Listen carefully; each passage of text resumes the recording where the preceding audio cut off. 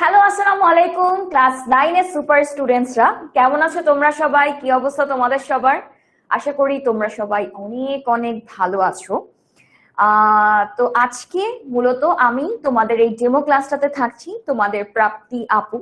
অনেকে হয়তোবা আগে দেখেছো যারা ক্লাস 8 এ ছিলে বা 8 এর ক্লাসগুলো করেছো ফেসবুকে, তাদের সাথে হয়তোবা আমার পরিচিতি অনেক, বা হচ্ছে যারা এখন আমাদের এসএসসি 28 গ্রুপে যারা আছো তাদের সাথেও নিশ্চয়ই গ্রুপে আপুকে অনেকবার তোমরা দেখেছো। আপু অনেক রিল পোস্ট করেছি তোমাদের জন্য। তো আমার পুরো নাম হচ্ছে সিদরাতুল মুনতাহা ফারুকী, কিন্তু তোমাদের কাছে হচ্ছে প্রাপ্তি আপু, ডাকনাম আমার প্রাপ্তি। তো আজকে মূলত তোমরা যারা আমাদের অনলাইন ব্যাচে যুক্ত হওনি তাদের জন্যই মূলত আজকের ক্লাসটা। আজকের ক্লাসটাতে আপু তোমাদেরকে দ্বিতীয় অধ্যায় অর্থাৎ জীবকোষ এবং টিস্যুর প্রথম যে অংশটুকু সেটার কনসেপ্ট ক্লিয়ার করব, সিকিউ শিখাবো, এমসিকিউ কোনগুলো আসে এখান থেকে সেটা বলে দিব। এছাড়া তোমরা যারা অনলাইন ব্যাচে ভর্তি হতে ইচ্ছুক এবং যারা অনলাইন ব্যাচে ভর্তি হবে আগামীতে তাদের জন্য কি কি থাকছে, মূলত আমরা কোন কোন অপরচুনিটি বা ফ্যাসিলিটি তোমাদেরকে দিচ্ছি সবকিছুই কিন্তু আপু আজকের ক্লাসে বলে দিব। এবং তোমরা কোথায় সব ফ্যাসিলিটি পাবে বা অপরচুনিটি গুলা তোমরা নিতে হলে কিভাবে কি এনরোল করতে হবে, এর পাশাপাশি তোমাদের জন্য যে একটা বিশাল বড় হেল্পিং হ্যান্ড যেটা হচ্ছে মাস্টার বুক, সেই মাস্টার বুকটাও কিন্তু কিভাবে তোমরা পাবে এবং কি কি থাকছে সেটার ভিতর সবকিছু কিন্তু আপু আজকের ক্লাসটাতে বলে দিব। তো আমাদের যারা ফ্রেন্ড আছে, যারা আজকে ফ্রেন্ডরা মিলে ডিসিশন নিয়েছিলাম যে সবাই মিলে আজকে ক্লাসটা করব, ঝটপট একটু জয়েন করে ফেলি। আর হচ্ছে কমেন্ট বক্সটা কয়েকদিনের জন্য একটু অফ রাখা হচ্ছে, কারণ কি কমেন্টে এমন কিছু কমেন্ট চলে আসে যার জন্য বাকি স্টুডেন্ট তোমরা যারা ক্লাস করো তাদের মনোযোগে একটু অসুবিধা হয়ে যায়। এর জন্য কমেন্ট বক্সটা আপাতত অফ আছে। আপু পোলের মাধ্যমে তোমাদের সাথে কথা বলবো। তো খুব কম সংখ্যককে দেখতে পাচ্ছি, ইনশাল্লাহ খুব দ্রুত সবাই জয়েন করে ফেলবে। আমরা একটু আমাদের ফ্রেন্ডদেরকে বলবো যেন ঝটপট ক্লাসটাতে জয়েন করে ফেলে আজকে, ঠিক আছে? আচ্ছা, ওকে। তো যারা আছো তারা একটু আমাকে নিশ্চিত করো যে আমাকে দেখা যাচ্ছে কিনা এবং ঠিক মতো শোনা যাচ্ছে কিনা, ঠিক আছে? একটু পোলের মাধ্যমে আপুকে আমরা জানিয়ে দিই।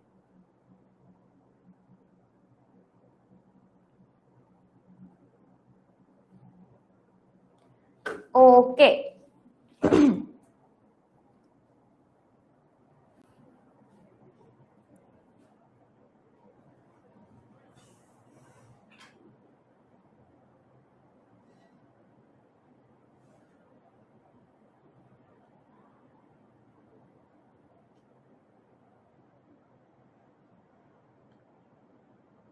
আচ্ছা, তো আজকের যে ক্লাসটা সেখানে আমরা কি কি পড়বো, মূলত আমরা আমাদের যে কোষটা, এই যে তুমি পুরো শরীরটাকে দেখতে পাচ্ছ, এই পুরো শরীরটা মূলত কি দিয়ে তৈরি হয় বলতো? অনেকগুলা ছোট ছোট ক্ষুদ্রাকার বক্স, যেগুলোকে আমরা বলে থাকি কোষ। এই কোষগুলা একটা আরেকটার সাথে যুক্ত হয়ে হয়ে পুরো আমাদের পুরো মাথা থেকে পা পর্যন্ত শরীরটার কিন্তু সৃষ্টি করেছে। এই যে দেখো হাতটা, এই হাতটা কিভাবে তৈরি হয়েছে? অনেকগুলা কোষ মূলত এর সাথে যুক্ত হয়ে হয়ে আমার পুরো হাতের গঠনটা তৈরি করেছে। এবং একই সাথে আমাদের যে বাকি টপিক গুলো আছে, কোষের যে প্রকারভেদ, আমরা যখন বাহিরে যাই আমরা কি কি দেখি? একটা দেখি আমরা গাছপালা দেখি, আরেকটা হচ্ছে আমরা নিজেদেরকে দেখি, এবং একই সাথে পশু পাখি দেখি। তাহলে তারা কি? পশু পাখি এবং আমরা কি? প্রাণী কোষ, তাই না? তাহলে আমরা যে কোষের যে পার্থক্যটা, উদ্ভিদ কোষ এবং প্রাণী কোষ, সেটা নিয়েও আলোচনা করব। এবং একই সাথে আমরা কিছু অঙ্গাণু নিয়ে এবং কোষগুলো দেখতে কেমন হয় সেটা নিয়েও আলোচনা করব।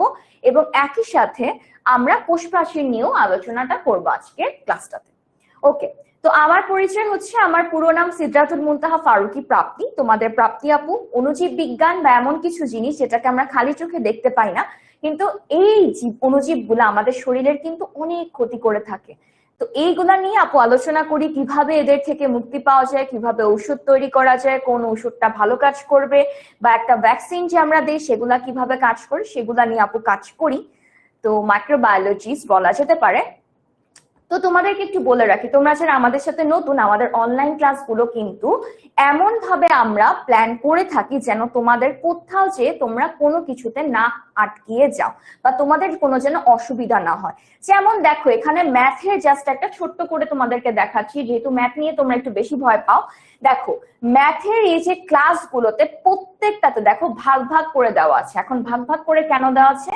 প্রত্যেকটা ক্লাসে তোমাদের প্রত্যেকটা ম্যাথ কিন্তু হাতে ধরে ধরে করে দেওয়া হয়, এবং কোন ম্যাথগুলা বেশি গুরুত্বপূর্ণ, সেগুলা শর্টকাট কি, বা কোন ম্যাথগুলা পরীক্ষাতে বেশি আসে, সবকিছু সবকিছু তোমার প্রিপারেশনটা 100% ঠিক হওয়ার জন্য যা যা প্রয়োজন তোমরা এই অনলাইন ক্লাসগুলো করলে কিন্তু সবকিছু পেয়ে যাবে। বায়োলজির কথায় যদি আসি, বায়োলজির প্রত্যেকটা টপিক আমি, শফিক ভাইয়া বা প্রীতি আপু আমরা এমন ভাবে পড়াই যেন তোমাদের প্রত্যেকটা কনসেপ্ট ক্লিয়ার হয়ে যায়। একদম বেসিক থেকে আমাদের পড়ানো আমরা পড়িয়ে থাকি, এবং একটা চ্যাপ্টার এমন না যে ইউজুয়ালি যে জিনিসটা দেখা যায় একদিনের মধ্যে একটা চ্যাপ্টার শেষ করে ফেলে। আমাদের ক্লাসগুলোতে কিন্তু প্রত্যেকটা চ্যাপ্টারকে আমরা ভাগ ভাগ করেছি। কেন? যেন ওই চ্যাপ্টারের প্রত্যেকটা টপিক A to Z প্রত্যেকটা টপিক তোমরা যেন ক্লিয়ারলি বুঝতে পারো। এবং দেখো ম্যাথের ক্ষেত্রেও কিন্তু ঠিক একই, পর্ব 1 পর্ব 2 1 2 করে ভাগ করা আছে যেন তোমরা প্রত্যেকটা অঙ্ক ঠিকভাবে বোঝো। একইভাবে ইংরেজি বলো, বাংলা বলো, বিজিএস বলো, তারপর তোমাদের ফিজিক্স বলো, কেমিস্ট্রি বলো, সবকিছুর প্ল্যানিং কিন্তু এভাবে করা। প্রত্যেকটা চ্যাপ্টারকে আমরা আলাদা আলাদা করে ভাগ করি এবং প্রত্যেকটা টপিকে আমাদের চেষ্টা থাকে যেন তোমরা পারফেক্টলি বুঝতে পারো। ঠিক আছে? এবং এখন দেখো তোমাদের পড়াশোনা, যেহেতু আমাদের পড়াশোনাটা এখন মডার্ন পড়াশোনা হয়ে গেছে, আমরা টিচাররা তো তোমাদেরকে একটা নির্দিষ্ট সময় ক্লাস নিই বা ডাউট সলভে থাকি, কিন্তু 24 ঘন্টা দিনের শুরু থেকে শেষ পর্যন্ত রাত 3টা বাজে তো তুমি কল দিলে আপুকে পাবা না বা ভাইয়াকে পাবা না। তো তখন তোমার সেই কনফিউশনটা বা তোমার মধ্যে যদি কোন একটা কিছু নিয়ে মানে মনে হয় যে এটা কি এটা হবে নাকি ওটা হবে, এই দ্বিধা দ্বন্দ্বগুলা দূর করার জন্য তোমাদের জন্য একটা বেস্ট ফ্রেন্ড আমরা নিয়ে আসছি, যে হচ্ছে তোমাদের স্টাডি পার্টনার, সে 10-10। ঠিক আছে? 10-10 এর কাছে তুমি 24 ঘন্টার মধ্যে যখন প্রশ্ন করো সে কিন্তু তোমার সব প্রশ্নের উত্তর দিবে। আমরা এটার পরিধি আস্তে আস্তে বৃদ্ধি করছি। তো যেহেতু 9-10, চলো আমরা এটা কিভাবে পাই, চলো একটু আপু দেখাই।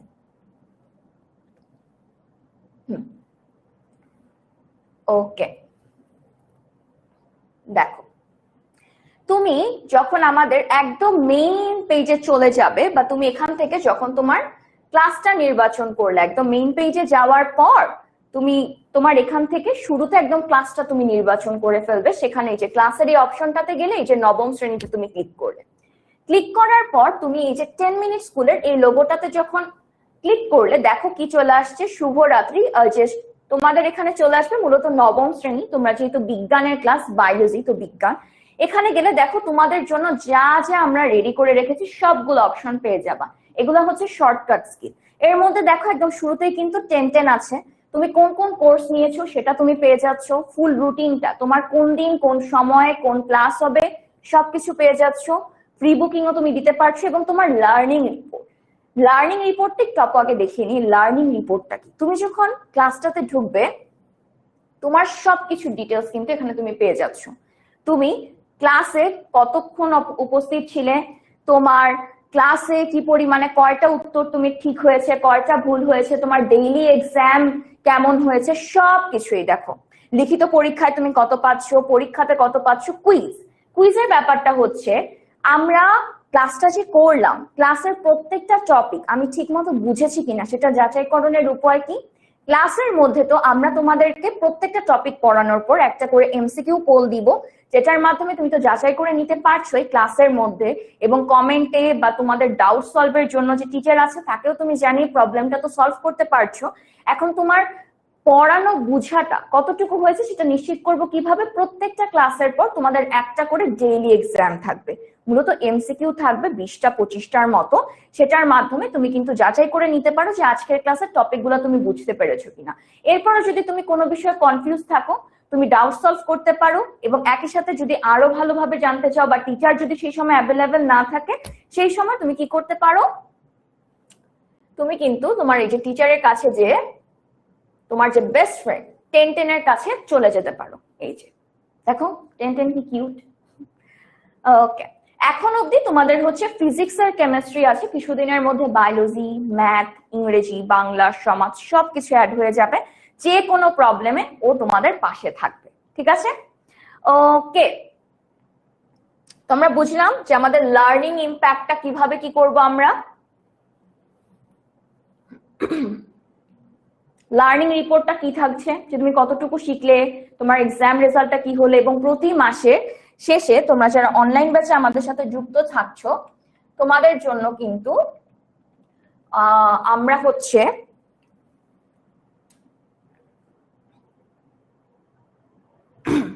একটা মিনিট, ওকে, এবং তোমরা যারা আমাদের সাথে অনলাইন ব্যাচে যুক্ত থাকছো তারা কিন্তু প্রতি মাসের শেষে একটা রিভিশন ক্লাস পাচ্ছ। অর্থাৎ তুমি পুরো মাসে প্রতিটা বিষয়ে যা যা পড়েছো সবকিছুর উপর তোমাকে একটা ওভারভিউ আমরা দিয়ে দিব। সেখানে তার আগে ওই ক্লাসটা শুরু হওয়ার 24 ঘন্টা আগে তোমাদের যে ফেসবুক গ্রুপগুলো আছে, পেইড স্টুডেন্ট যারা আমাদের অনলাইন ব্যাচে ভর্তি হবে তাদের জন্য একটা আলাদা করে ফেসবুক গ্রুপ আছে। সেখানে তুমি যুক্ত হলে দেখবে তোমার ওই ক্লাসটা শুরু হওয়ার ঠিক 24 ঘন্টা আগে তোমার টিচার একটা ভিডিওর নিচে একটা ফর্ম দিয়ে দেয় কমেন্টে। সেই ফর্মটা ফিল আপ করে তুমি কিন্তু তোমার সমস্যাগুলো টিচারকে জানিয়ে দিতে পারো যে কোন বিষয়ে কোন টপিকে তোমার প্রবলেম আছে। টিচার ঠিক পরের দিন যখন এই ক্লাসটা নিবে তোমার প্রবলেমগুলো কিন্তু টিচার সলভ করে দিবে। এবং একই সাথে তোমাদের ক্লাসটা যখন আমরা নিই পিছনেও কিন্তু আরেকজন টিচার থাকে যে কিনা পুরো ক্লাসটা জুড়ে এবং ক্লাসের শেষ হওয়ার আরো কিছুক্ষণ সময় তোমাদের সাথে থাকে তোমাদের সবগুলা প্রশ্নের উত্তর দিয়ে দেওয়ার জন্য। এবং একই সাথে কি কি থাকছে, ক্লাসের শেষে তোমার ডেইলি এক্সাম থাকছে এবং তোমার কিন্তু শেষেও কিন্তু একটা রিভিশন এক্সামও থাকছে। তো এটাই হচ্ছে আমাদের অনলাইন ক্লাসের ফ্যাসিলিটি। মূলত তোমার প্রিপারেশনটা 99 না বরঞ্চ 100% পারফেক্ট হওয়ার জন্য যা যা দরকার অনলাইন ব্যাচে যুক্ত হয়ে ক্লাসগুলো করলে কিন্তু তুমি সবকিছু পেয়ে যাচ্ছ।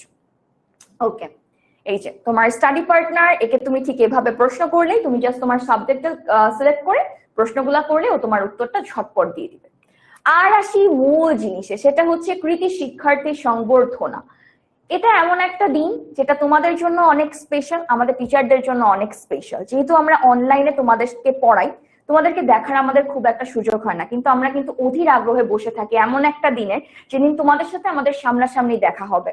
তো এটাই হচ্ছে সেই দিন। এখন আসি এই দিনটাতে তুমি কিভাবে যুক্ত হতে পারো। তোমার বার্ষিক পরীক্ষার ফলাফল যদি খুবই চমৎকার হয়ে থাকে তাহলে তুমি জয়েন করতে পারো। এবার আসছে আরেকটা নতুন টপিক, যেটা হচ্ছে সুপার কামব্যাক।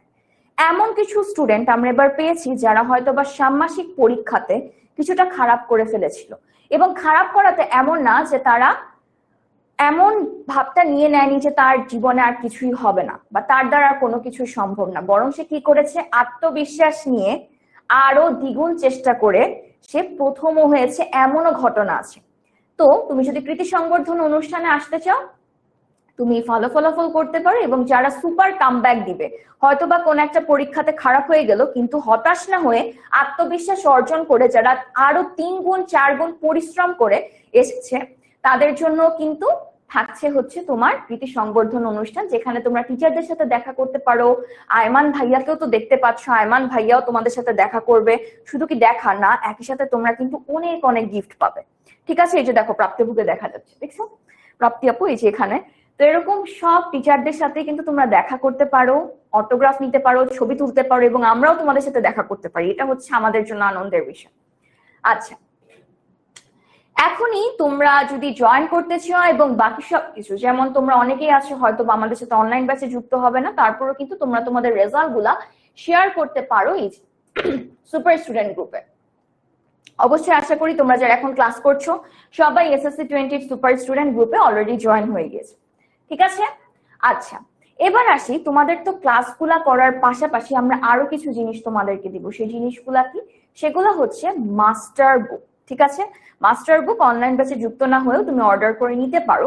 প্রত্যেকটা বিষয়ের জন্য মাস্টার বুক আছে তোমাদের। গণিত, ফিজিক্স, কেমিস্ট্রি দেখানো হচ্ছে, বায়োলজিটা খুবই চমৎকার। বায়োলজিটাতে আমি একটা ইন্টারেস্টিং ব্যাপার বলে থাকি যে আমরা অনেকেই আছে বায়োলজি মুখস্থ করি। আসলে বায়োলজি কি মুখস্থ করতে হয়? একদমই না। বায়োলজি তোমার বুঝে বুঝে পড়তে হবে। ঠিক আছে, যেহেতু বুঝে বুঝে পড়তে হবে, একটা জিনিস তুমি তখনই ভালোভাবে বুঝবে যখন সেই জিনিসটা তোমার চোখের সামনে আসবে। এখন বায়োলজিতে তুমি দেখবে মাস্টার বুকে কিছু কিছু কিউআর কোড দেওয়া আছে, যেটা স্ক্যান করলে তুমি ওই টপিকটার সুন্দর একটা ছবি দেখতে পারবে বা একটা ভিডিও দেখতে পারবে। এতে কি হবে, তোমার ওই টপিকটা বুঝতে তোমার জন্য আরো সুবিধা হবে এবং ওই টপিকটা তোমার মাথায় আরো ভালোভাবে ঢুকবে। বুঝতে পেরেছি? ওকে,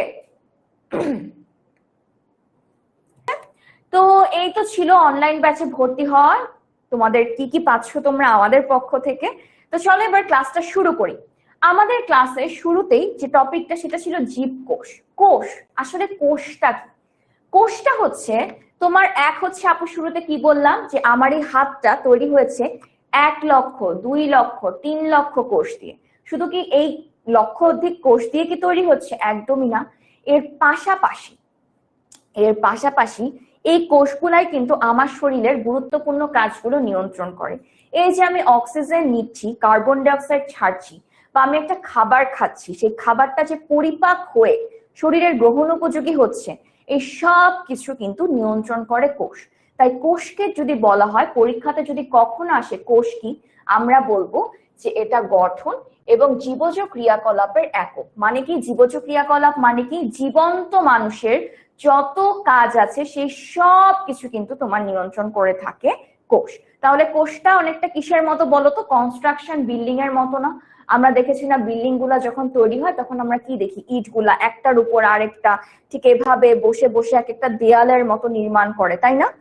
ঠিক সেরকম কোষগুলো দেখো, এটা হচ্ছে সেই কোষ, এটা তুমি খালি চোখে দেখতে পাবে না, অণুবীক্ষণ যন্ত্রের সাহায্যে আমরা দেখি। অণুবীক্ষণ যন্ত্রটা কি করে? কোন একটা কিছুকে অনেক অনেক জুম করে। তো তার মাধ্যমে কিন্তু আমরা মূলত এটাকে দেখতে পাই। তাহলে কোষগুলাও কিন্তু অনেকটা ইটের মতো। ইট যেমন একটার উপর আরেকটা বসে বসে একটা দেয়াল নির্মাণ করে, কোষটাও কিন্তু ঠিক এরকম। কোষগুলা একটার পর পর আরেকটা বসে তোমার হচ্ছে মূলত এই গঠনটা তৈরি করে। ঠিক আছে? ওকে, তাহলে কোষকে আমরা বুঝিয়ে দিলাম। কোষ হচ্ছে আমার কোন একটা অঙ্গ গঠন করলো এবং সেই অঙ্গটা ঠিকভাবে কাজ করছে কিনা, কতটুকু কাজ করছে, সেটাকে আমরা কি বলি? জীবজ ক্রিয়াকলাপ। আমার শরীরের ভেতরে যত প্রক্রিয়া আছে সেটা ঠিকভাবে হচ্ছে কিনা সেটা মূলত তোমার নিশ্চিত করে হচ্ছে তোমার কোষ। তাই কোষকে আমরা কি বলবো? হচ্ছে আমাদের জীবদেহের গঠন এবং জীবজ ক্রিয়াকলাপের একক। ওকে, চলো এবার আমরা একটু দুইজন ব্যক্তি নিয়ে পড়বো। একজনের নাম হচ্ছে লোকি, আরেকজনের নাম হচ্ছে সিকেভিস। তারা কে?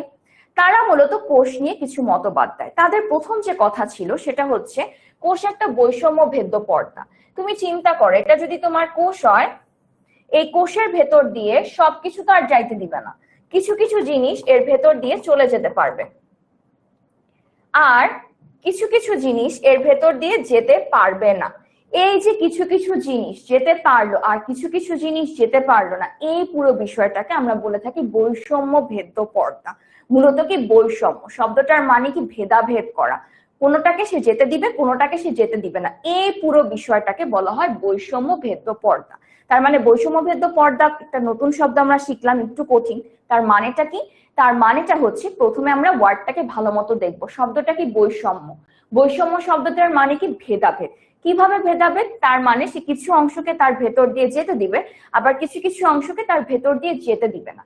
এই যে যাওয়া আসার প্রসিডিওরটা নিশ্চিত করা বা আটকে দেওয়া, এই পুরো জিনিসটাকে আমরা বলে থাকি বৈষম্য ভেদ্য পর্দা। কোষ কিন্তু একটা বৈষম্য ভেদ্য পর্দা, অর্থাৎ কোষের ভেতর দিয়ে কিছু কিছু জিনিস যাবে, আবার কিছু কিছু জিনিস যাবে না। ঠিক আছে, এবার আসি জীবজ ক্রিয়াকলাপের একক, যেটা আমরা শুরুতেই বলছি। আরেকটা পয়েন্ট দেখো, নিজের প্রতিরূপ তৈরি করতে পারে কোনো মাধ্যম ছাড়াই। আমরা যেমন কোন একটা কিছু, যেমন আমাদের বংশধর সৃষ্টি করতে গেলে কি করতে হয়? প্রজননের সাহায্য নিতে হয়, প্রজনন প্রক্রিয়ার মধ্যে দিয়ে যেতে হয়। তাহলে কি সন্তান সন্ততি জন্মগ্রহণ করে। কিন্তু কোষের ক্ষেত্রে কিন্তু এরকম কোনো প্রক্রিয়ার মধ্যে দিয়ে যেতে হয় না, বরঞ্চ সে কোনো মাধ্যম ছাড়াই একটা থেকে দুইটা, দুইটা থেকে চারটা, চারটা থেকে আটটা, এভাবে কিন্তু তার সংখ্যাটা বাড়াতে পারে। ঠিক আছে, তাহলে আমরা কি কি পড়লাম কোষ নিয়ে, যেটা নিয়ে লোই এবং সিকেভিস তিনটা মতবাদ দিছে। প্রথম কথা কি বলছে? এটা একটা বৈষম্য ভেদ্য পর্দা। অবশ্যই বৈষম্য ভেদ্য পর্দা। এই যে দেখো কোষটা, তার ভেতর দিয়ে সবকিছুকে তো আর যেতে দিবে না, তাহলে কি হবে? বিষাক্ত জিনিসও কোষের ভেতর দিয়ে যে একদম উপরে চলে যাবো, সেটা তো আমরা চাই না। তাই কি হচ্ছে? কোষটা কিছু কিছু জিনিসকে কোষের ভেতর দিয়ে যেতে দেয়, আবার কিছু কিছু জিনিসকে যেতে দেয় না, যেটাকে আমরা কি বলি? বৈষম্য ভেদ্য পর্দা। দ্বিতীয় পয়েন্ট, এটা জীবজ ক্রিয়াকলাপের একক। 3 নম্বর পয়েন্টটা হচ্ছে অন্য সজীব মাধ্যম ছাড়াই, অর্থাৎ এটা অন্য কারো সাহায্য ছাড়াই একটা থেকে দুইটা, দুইটা থেকে চারটা, এইভাবে মূলত তার সংখ্যাটা বৃদ্ধি করতে পারে। ঠিক আছে, একটা থেকে দুইটা হচ্ছে, দুইটা থেকে চারটা হচ্ছে, চারটা থেকে আটটা হচ্ছে, এইভাবে তার সংখ্যাটা বৃদ্ধি করতে পারে। এবং এই যে বৃদ্ধিকরণটা হলো, সেক্ষেত্রে কিন্তু তিনি কারো আর সাহায্য নেয় না। আচ্ছা, এবার একটা প্রশ্ন আসি যে কোন বিজ্ঞানী বৈষম্য ভেদ্য পর্দার ভিত্তিতে সংজ্ঞা প্রদান করেন? অবশ্যই আমরা একটু আগেই দেখলাম যে কোন দুইজন বিজ্ঞানী, লোই এবং সিকেভিস, রাইট? জাস্ট শর্ট ফর্মে মনে রাখবা এল সি এস, এটা দিয়ে হচ্ছে লোই, এটা দিয়ে হচ্ছে সেল, আর এটা দিয়ে হচ্ছে কি সিকেভিস। লোই, সেল, আর এটা কি সিকেভিস। দ্যাটস ইট, LCS, লোই, সেল, সিকেভিস। ওকে, তাহলে এটা কি হবে? কারেক্ট অ্যান্সার অবশ্যই বি, লোই এবং সিকেভিস। ঠিক আছে। আচ্ছা, এখন এই যে কোষটা যে আসলো, দ্বিতীয় পয়েন্ট আমাদের কি ছিল? কোষের প্রকারভেদ। তুমি যখন একটা কোষের মাঝে তাকাও, ঠিক আছে, তুমি যদি একটা কোষের মাঝে তাকাও, সেখানের মাঝে না একটা গোল অংশ দেখতে পাবে। ঠিক আছে, এই গোল অংশটার কে আমরা বলে থাকি নিউক্লিয়াস।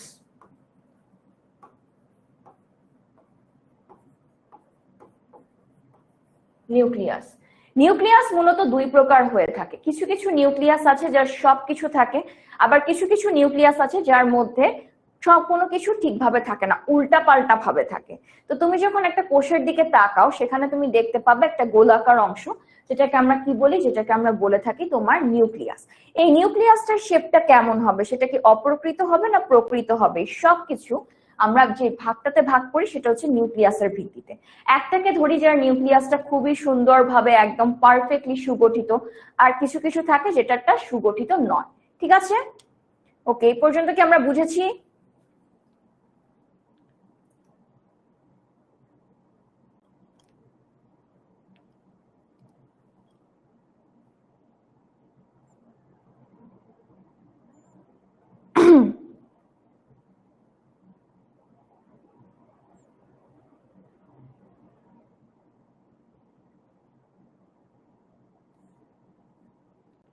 ওকে, ঠিক আছে। তো নিউক্লিয়াসের ভিত্তিতে একটাকে আমরা বলে থাকি আদি কোষ, আরেকটাকে বলি প্রকৃত কোষ। এবার আসি আদি কোষ আর প্রকৃত কোষটা আসলে দেখতে কেমন হয়। দেখো, এটা যদি একটা কোষ হয়, দেখো এটা একটা কোষ,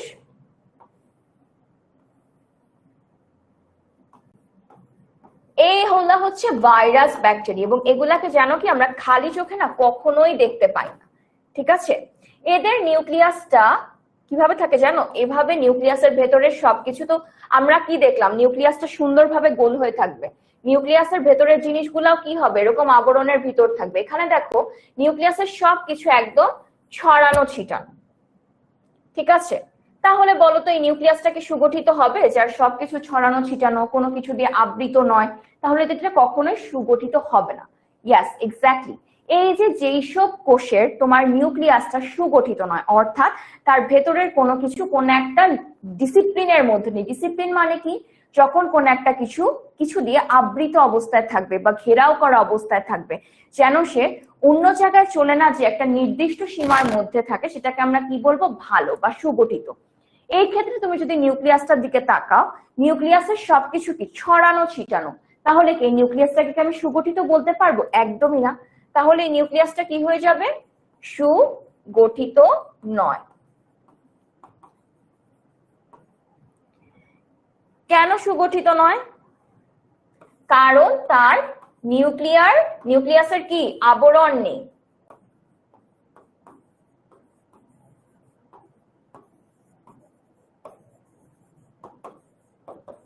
যারা ক্লাস করছি একটু ফেসবুক গ্রুপের কমেন্টে যে সবাইকে মেনশন দিয়ে দিই, বাকিরাও ঝটপট ক্লাসটাতে জয়েন করে ফেলা আজকে। ঠিক আছে,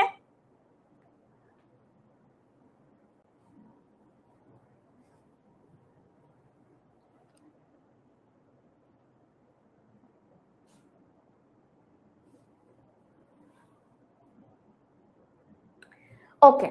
তো দেখো নিউক্লিয়াসটা কি হচ্ছে, এটাকে আমরা আদিকোষ বলছি। কেন? এর ভেতরে কোনো কিছু কোনো সীমার মধ্যে নেই, সবকিছু ছড়ানো ছিটানো। তাহলে এই যাবতীয় কোষগুলোকে আমরা কি বলি? এই যাবতীয় কোষগুলোকে আমরা বলে থাকি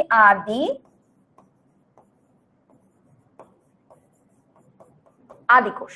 ঠিক আছে, এই টাইপের কোষগুলাকে আমরা কি বলি? আদি কোষ। সিম্পল। তাহলে দেখি আমরা একটু বৈশিষ্ট্যগুলা, এটাকে আমরা কি বললাম? আদি কোষ। দেখি আমরা একটু, সুগঠিত নিউক্লিয়াস থাকে না, অবশ্যই তাদের নিউক্লিয়াসটা কি সুগঠিত না? নিউক্লিয়াসের অনেকগুলা জিনিস থাকতে হয়। নিউক্লিয়াসটা আসলে দেখতে কেমন হয়? নিউক্লিয়াসটা তুমি যদি আঁকতে চাও, নিউক্লিয়াসটা মূলত এরকম একটা বলের মতো হয়ে থাকে, ঠিক আছে?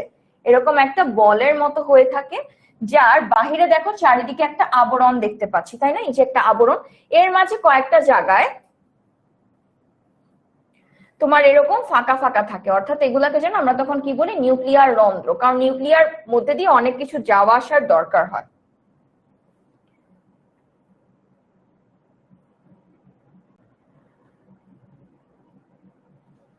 এরকম অবস্থায় তোমার নিউক্লিয়াসটা থাকে, এবং নিউক্লিয়াসের ভিতরে যা জিনিস থাকে সবকিছু কি এই আবরণটার ভিতরেই আছে, তাই না?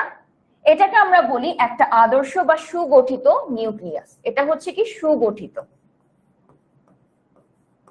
অবশ্যই তার সবকিছু কি একটা আবরণের ভিতর আবৃত অবস্থায় আছে, কিন্তু তুমি যদি এই কোষটার দিকে তাকাও, তার সবকিছু ছড়ানো ছিটানো, কোনো কিছু সুন্দর অবস্থায় নেই, মানে সবকিছু একটা অগোছালো অবস্থায়। তো যেই নিউক্লিয়াসটা এরকম আবরণ দ্বারা আবৃত নয়, দেখো এর মধ্যে কোনো আবরণ নেই, বরং ছড়ানো ছিটানো, সেটাকে আমরা কি বলবো, সুগঠিত নয়। এখন সুগঠিত নয় যে নিউক্লিয়াসটা, তাকে আমরা কি বলবো, আদি কোষ। তাহলে আমরা এই জিনিসগুলা কিভাবে মনে রাখবো? একটা কোশ্চেন করে করে। বায়োলজি পড়ার কিছু নিয়ম আছে, এর মধ্যে 1 নাম্বার নিয়ম হচ্ছে, তুমি যখন বায়োলজি পড়বে কখনোই তুমি মুখস্থ করতে যাবে না, বরং প্রত্যেকটা টপিক তুমি একটু বুঝে বুঝে পড়ার চেষ্টা করবে, এবং একই সাথে শর্টকাট হচ্ছে তুমি প্রত্যেকটা বিষয় প্রশ্ন করে করে পড়বে। যেমন তোমাকে যদি প্রশ্ন এইভাবে পড়বে যে আদি কোষ আসলে কি, যার নিউক্লিয়াস সুগঠিত নয়। কেন সুগঠিত নয়? কারণ তার নিউক্লিয়াস কোনো আবরণ দ্বারা আবৃত নয়। ঠিক আছে, কি বললাম?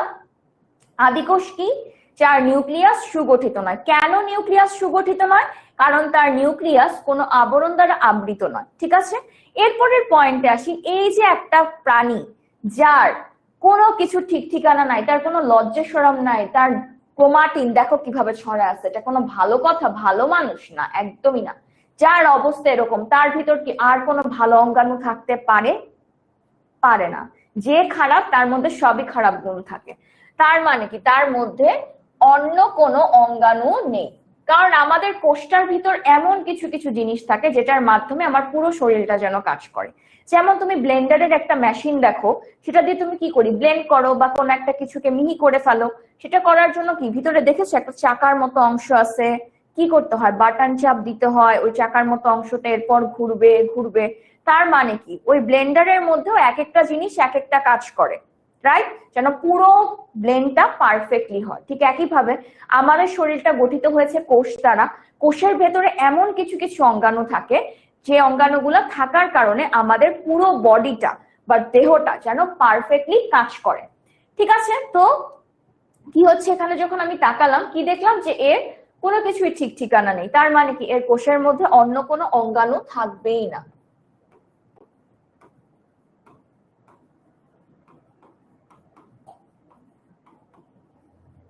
কিন্তু দেখো এদেরও তো জীবন আছে, তাই না? হয়তোবা তার ভিতর কোনো অঙ্গাণু নাই, কিচ্ছু নাই, কিন্তু তার তো জীবন আছে।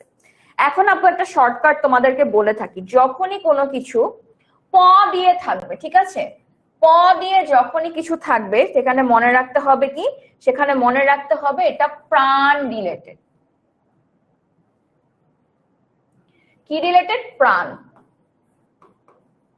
পানির অপর নাম যেমন জীবন, তেমনি উদ্ভিদের কোষে এমন একটা উপাদান আছে যেটা কোষের জীবন। তো কোষের সেই জীবনটা হচ্ছে প্রোটিন। কোষের জীবনটার নাম হচ্ছে তোমার প্রোটিন। তাহলে আমাদের যেমন কি বলছি, পানির অপর নাম জীবন, তেমনি কোষের বেঁচে থাকার জন্য যে উপাদানটার প্রয়োজন, বা কোষের যে উপাদানটার অপর নাম জীবন, সেটা হচ্ছে প্রোটিন। এই কোষটা তার যতই নিউক্লিয়াস সুগঠিত না হোক, তার প্রাণ তো থাকবে, সে তো বেঁচে থাকবে। এখন বেঁচে থাকার জন্য তাহলে তার কি প্রয়োজন হবে? প্রোটিন। তাহলে তার কোষের ভেতর এমন একটা জিনিসের দরকার হবে যেটা সারাক্ষণ তার জন্য প্রোটিন তৈরি করবে। তো এই যে সারাক্ষণ প্রোটিন তৈরি করার যে অঙ্গাণুটা, এই যে গোল দেখতে পাচ্ছ না, তাকে বলা হয় রাইবোজোম। তার মানে এই যাবতীয় কোষের কোনো কিছু থাকুক বা না থাকুক, নিউক্লিয়াস থাকবে আর আরেকটা অঙ্গাণু থাকবে যেটার নাম হচ্ছে রাইবোজোম, যেটা কি করে, প্রোটিন তৈরি করে। কারণ আপু কি বলছি, প্রোটিনের মধ্যে কি আছে? প। প দিয়ে যা কিছুই থাকবে তার অপর নামই হচ্ছে প্রাণ। পানির অপর নাম যেমন জীবন, তেমনি কোষের এমন একটা উপাদান আছে যার নামও জীবন। সেই জীবনটাকে তার নাম হচ্ছে প্রোটিন। এখন এই প্রোটিনটা তৈরি করার তার মানে কি, একটা অঙ্গাণু লাগবে, সেই অঙ্গাণুটার নাম কি, রাইবোসোম। তার মানে আদি কোষের বৈশিষ্ট্যগুলাকে আমরা চিত্র দিয়েই মনে রাখবো। প্রথম কথা, তার নিউক্লিয়াসটা সুগঠিত নয়। কেন আপু সুগঠিত নয়? তার নিউক্লিয়াসে কোনো আবরণ নেই, কোনো কিছু দ্বারা আবৃত নয়। একটা সুগঠিত নিউক্লিয়াস যদি আমি এখানে তাকাই, তার আবরণ আছে, তার ভেতরে তার সবকিছু। এই কোষটার মধ্যে তার সবকিছু ছড়ানো ছিটানো। তার মানে কি, এই কোষটা আদিকোষী। তারপরে আসি, এই কোষটার তো প্রাণ আছে, তার মানে কোষের মধ্যে একটা উপাদান লাগবে যেটা তার জীবনটাকে ঠিক রাখবে, তার নাম কি, প্রোটিন। তাইলে এই কোষের ভেতর আরেকটা কোন অঙ্গাংশ থাকবে, তার নাম হচ্ছে রাইবোসোম। সিম্পল। এবং তার ভিতর যেহেতু সবকিছু ছড়ানো ছিটানো, অন্য যে অঙ্গাণুগুলা তার শরীরটাকে নিয়ন্ত্রণ করার জন্য প্রয়োজন, সেগুলাও কিন্তু তার মধ্যে থাকবে না। ঠিক আছে? তো এখানে মূলত এই বৈশিষ্ট্যগুলাই লেখা। দেখো, আদিকোষে সুগঠিত নিউক্লিয়াস থাকে না। কেন থাকে না আপু? কারণ আপু কি বলছি, তার নিউক্লিয়াস কোনো আবরণ দ্বারা আবৃত নয়। যেহেতু তার নিউক্লিয়াসটা সুগঠিত নয়, অন্য যে অঙ্গাণুগুলা প্রয়োজন কোষটাকে ঠিকভাবে চালানোর জন্য, সেগুলা থাকবে না। কিন্তু তার কি থাকে, রাইবোসোম। কেন থাকে? কারণ রাইবোসোম প্রোটিন তৈরি করে। আর প্রোটিনে কি আছে, মানে কি, প্রাণ। পানির অপর নাম যেমন জীবন, তেমনি কোষের জন্য প্রোটিনের অপর নাম হচ্ছে জীবন। এরপরে ক্রোমোজোমে ডিএনএ থাকে। এই যে ছড়ানো ছিটানো অংশগুলো দেখলাম না গোলাপি রঙের, এটাই হচ্ছে তোমার সেই ডিএনএ। এবং তার উদাহরণটা খুব ভালো করে মনে রাখবে। এক হচ্ছে নীলাভ সবুজ শৈবাল, আর হচ্ছে ব্যাকটেরিয়া। ঠিক আছে? এই জায়গাটা ইম্পর্টেন্ট, যে কি কি, নীলাভ সবুজ শৈবাল এবং ব্যাকটেরিয়া। এদিকে একটু তাকাই, প্রকৃত কোষ বা সুকেন্দ্রিক কোষ, তার মানে কি, আদি কোষের উল্টো বৈশিষ্ট্যগুলাই প্রকৃত কোষে থাকবে। তার মানে কি, এই যে এখানে যে আপু একটু আগে একটা নিউক্লিয়াস দেখালাম সুগঠিত, সেই সুগঠিত নিউক্লিয়াসটাই হচ্ছে প্রকৃত কোষে থাকবে। তার মানে কি, সুগঠিত নিউক্লিয়াস অর্থাৎ কি, তার নিউক্লিয়াসটা কোন একটা সুন্দর আবরণ দ্বারা আবৃত অবস্থায় থাকবে। নিউক্লিয়াসটা কি দ্বারা আবৃত থাকবে? সুন্দর আবরণ দ্বারা আবৃত থাকবে। এবং তার যেহেতু নিউক্লিয়াসটা সুন্দরভাবে আবৃত, তার যা যা অঙ্গাণু প্রয়োজন কোষটাকে ঠিকভাবে কাজ করার জন্য, সবকিছুই কিন্তু তার ভেতরে থাকবে। ঠিক আছে? এবং তার মধ্যে এখানে তো শুধু ছিল ডিএনএ, এর ডিএনএ থাকে, প্রোটিন থাকে, হিস্টোন থাকে, অন্যান্য যা যে উপাদান দরকার সবকিছু থাকে। এবং তার উদাহরণ কি, আমরা নিজেরাই হচ্ছে প্রকৃত কোষের উদাহরণ। দেখো, তুমি নামটার দিকে তাকালেও কিন্তু খুব ভালোভাবে বুঝতে পারবে। প্রো শব্দটার অর্থ কি বাবা? প্রো মানে কি, আদি। তার মানে আদি কোষের বৈশিষ্ট্যগুলা কি দেখলাম? নিউক্লিয়াস সুগঠিত নয়। কেন সুগঠিত নয়? কারণ সেটা কোনো আবরণ দ্বারা আবৃত নয়। যেহেতু একটা জিনিসের মূল জিনিসটাই ছড়ানো ছিটানো, বাকি কোনো জিনিসও থাকবে না। কিন্তু তাদের তো প্রাণ আছে, তাহলে প্রাণের জন্য একটা উপাদান দরকার যেটা প্রোটিন। তাহলে প্রোটিন তৈরি করার অঙ্গাণুটা অন্তত থাকছে। ওকে? এবং উদাহরণগুলা কি কি? নীলাভ সবুজ শৈবাল, ব্যাকটেরিয়া। সিম্পল। এবার আসি আমরা প্রকৃত কোষ। আদি কোষের উল্টো বৈশিষ্ট্যই প্রকৃততে। আদি কোষে দেখেছি নিউক্লিয়াস সুগঠিত নয়, প্রকৃততে কি দেখবো? নিউক্লিয়াস সুগঠিত। কেন সুগঠিত? তার নিউক্লিয়াসটা কোনো আবরণ দ্বারা আবৃত। যেহেতু তার মূল জিনিসটাই আবৃত, বাকি সব অঙ্গাণু তার ভিতর থাকবে, রাইবোসোম সহ বাকি যা যা দরকার সবকিছু দরকার। এবং তার ক্রোমোজোমে ডিএনএ, প্রোটিন, হিস্টোন এবং অন্যান্য যা যা উপাদান দরকার সব থাকবে। এইটার উদাহরণ আপু কি বলছে শুরুতে? যেগুলো আমরা খালি চোখে দেখি না, অর্থাৎ কি, ভাইরাস ব্যাকটেরিয়াকে আমি খালি চোখে দেখি না, শৈবালকে খালি চোখে দেখি না। তাহলে আদি কোষের উদাহরণ কি হবে? নীলাভ সবুজ শৈবাল এবং ব্যাকটেরিয়া। আর প্রকৃত কোষ কারা? এই যে নিজেকে দেখো, আয়নার সামনে নিজে দাঁড়াও, এই হচ্ছে প্রকৃত কোষ। ঠিক আছে? যার ইংরেজি শব্দ ইউক্যারিওট। ইউক্যারিওট শব্দটার মানেই হচ্ছে সুকেন্দ্রিক বা সুগঠিত। ক্লিয়ার? তাহলে আমাদের পরীক্ষাতে যদি এখান থেকে প্রশ্ন আসে, আমরা পারবো না। খুবই গুরুত্বপূর্ণ আদি কোষ এবং প্রকৃত কোষের পার্থক্য। দেখো, আদি কোষের তোমার এরকম অবস্থা থাকে, আর প্রকৃত কোষের নিউক্লিয়াসটা না এরকম অবস্থায় থাকে। তার মানে খুবই সুন্দর সুগঠিত, এবং বাকি যা যা অঙ্গাণু প্রয়োজন সবকিছুই কিন্তু তার মধ্যে সুন্দরভাবে থাকে। ঠিক আছে? একদম পারফেক্টলি থাকে এই কোষটায়। এটা হচ্ছে প্রকৃত, আর ওটা কি, আদি, যার কোনো কিছুই সুগঠিত নয়, শুধু রাইবোসোম থাকে, ডিএনএ থাকে, দ্যাটস ইট। এবং বাকি অঙ্গাণু ঠিকভাবে থাকে না। ওকে? এবার চলে যাই আমরা। তাহলে নিউক্লিয়াসের গঠনের ভিত্তিতে কোষ কয় প্রকার? একটা হচ্ছে আদি কোষ, আরেকটা হচ্ছে প্রকৃত কোষ। কারেক্ট অ্যান্সার কি হবে? কারেক্ট অ্যান্সার হবে এ। আদি প্রকৃতির কোষে কোনটি উপস্থিত? দেখো, ওখানে কি বাকি অঙ্গাণু থাকে না, কিন্তু তার কি আছে? আদি কোষের আপু কি বলছি? প্রাণ আছে, তাই না? আদি কোষের আছে প্রাণ। তাহলে প্রাণ কোনটার সাথে রিলেটেড? সেটা হচ্ছে প্রোটিনের সাথে সম্পর্কিত। তাহলে প্রোটিনটা তৈরি করে কে? প্রোটিনটা তৈরি করে রাইবোসোম। তাহলে কি থাকবে? রাইবোসোম অবশ্যই অবশ্যই তার থাকবে। ওকে, নীলাভ সবুজ শৈবাল কোন ধরনের কোষে থাকে? আপু একটু আগেই বলছি, প্রকৃত কোষ মানে আমরা, উদ্ভিদরা, প্রাণীরা। আর এই যে যেগুলাকে খালি চোখে দেখতে পাই না, এখানে কোন কোষটা? যেমন হচ্ছে আদি কোষ। তার মানে এটার কারেক্ট অ্যান্সার কি হবে? অবশ্যই হচ্ছে আদি কোষ। এটা তো গেল নিউক্লিয়াসের ভিত্তিতে। তুমি যখন একটা কোষকে একটু বড় করে দেখো, সেখানে তুমি কি দেখতে পাও? একটা গোলাকার অংশ। সেই গোলাকার অংশটা আসলে কি?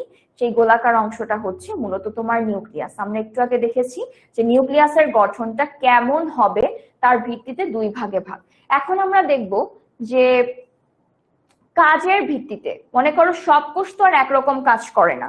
যে কোষগুলো তোমার মুখে অবস্থিত তার কাজগুলা কি কি? তোমার চোখ দিয়ে তুমি দেখছো, নাক দিয়ে অক্সিজেন নিচ্ছ, কার্বন ডাই অক্সাইড ছাড়ছো, মুখ দিয়ে খাবার খাচ্ছ। তাহলে তোমার মুখের যে কোষগুলা সেগুলা কিন্তু ওই রকমই হবে, যেটা তোমার এই অঙ্গাণুগুলোকে ঠিক রাখবে। আবার হাত দিয়ে তুমি কি করো? কাউকে মারছো, ঠাস ঠুস, ভাত খাচ্ছো, লিখছো, তাহলে তোমার হাতের কোষগুলা কি হবে? ঠিক সেরকমই হবে। তাই এর জন্য আমরা কাজের ভিত্তিতে কোষকে দুই ভাগে ভাগ করি। এক ধরনের কোষ আছে যেটা আমাদের শরীরটাকে বৃদ্ধি করে, মানে বড় হতে সাহায্য করে। আর আরেক ধরনের কোষ আছে যেটা মূলত আমাদের বংশধর সৃষ্টিতে সহায়তা করে। ঠিক আছে, তো প্রথমে আসি দেহকোষ। দেহকোষটা কি? আপু শুরুতেই বলছি, এই ধরনের কোষগুলা আমাদের সংখ্যা বাড়ায়। সংখ্যা বাড়ানো মানে কি? 2টা থেকে 4টা, 4টা থেকে 8টা। অর্থাৎ একটা ছোট্ট শিশু, এই যে একটা ছোট্ট শিশু, সে যখন একটা পূর্ণাঙ্গ মানুষে পরিণত হচ্ছে, ঠিক আছে, ছোট্ট শিশু থেকে সে যখন একটা পূর্ণাঙ্গ মানুষে পরিণত হচ্ছে, তখন যেই কোষটা কাজে হয়, কাজ লাগে, সেটা হচ্ছে দেহকোষ। ঠিক আছে, সেই কোষটার নাম তখন কি হবে? দেহকোষ। যে কোষটা কি একটা ছোট্ট শিশু, তার কি হবে? আস্তে আস্তে বড় হয়ে হয়ে সে একটা পূর্ণাঙ্গ মানুষে পরিণত হচ্ছে। সেই সময় কোন কোষটা কাজে লাগছে? সেটা হচ্ছে দেহকোষ। তাহলে দেহকোষটা কোথায় থাকবে? যে কোষগুলোর মধ্যে বহুকোষী জীব, যেমন আমরা, আমাদের শরীরের এই যে ছোট্ট একটা শিশু ছিলাম, সেখান থেকে আমি একটা পূর্ণাঙ্গ মানুষে পরিণত হলাম। এই যে পূর্ণাঙ্গ একটা মানুষে পরিণত হলাম, সেটা হওয়ার জন্য যে প্রক্রিয়াটা, সেটাকে আমরা বলে থাকি কি? সেটা হচ্ছে তোমার এই বহুকোষী জীবের দেহকোষে। এবং যেই প্রক্রিয়ার মাধ্যমে এই যে সংখ্যাটা বাড়ছে, 2টা থেকে 4টা, 4টা থেকে 8টা, এই প্রক্রিয়াটাকে আমরা বলে থাকি মাইটোসিস। ঠিক আছে, মাইটোসিস, এটা একটু মনে রাখবা। তৃতীয় চ্যাপ্টারটা যখন আমরা পড়বো তখন মাইটোসিসটা আরো আমাদের ক্লিয়ার হয়ে যাবে। কিন্তু এখানে মনে রাখো যে মাইটোসিস হচ্ছে এমন একটা প্রক্রিয়া যেখানে মূলত আমাদের দেহের বৃদ্ধিটা ঘটে। অর্থাৎ 2টা থেকে 4টা হবে, 4টা থেকে 8টা হবে, এইভাবে কোষের সংখ্যাটা বৃদ্ধি পায়। তোমার হাতটা ছোটবেলায় এইটুকু ছিল, তারপর এখন তুমি এত বড় হাত পেয়েছো, কিভাবে পেলাম? মাইটোসিস, কোষ বিভাজনের মাধ্যমে। আচ্ছা, তাহলে যেহেতু বড় হচ্ছে, তার মানে কি? এটা কোন কোন জায়গায় থাকবে? যেসব অংশটা আমাদের বৃদ্ধির দরকার হয়, ঠিক আছে, যেসব অংশে আমাদের দেহের বৃদ্ধি ঘটায় সেসবে ঘটবে। এবং এই কোষগুলা দেখো সম্ভবত ডিপ্লয়েড আকারে থাকে। তার মানে কি? জোড়ায় জোড়ায়। ডিপ্লয়েড শব্দটা কি থেকে আসছে? ডাবল থেকে আসছে। এবার আসে জনন কোষ। তাহলে জনন, জনন শব্দটাতে কি আছে? জনন।